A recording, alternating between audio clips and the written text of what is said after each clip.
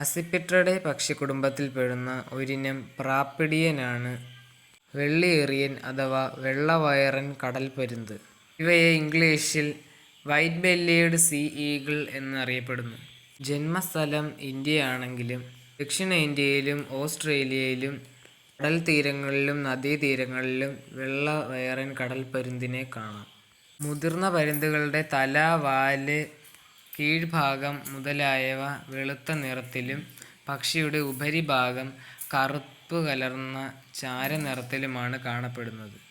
കാലിലെ 5 വിരലുകളിൽ കൂർത്ത നഖങ്ങളുമുണ്ട്.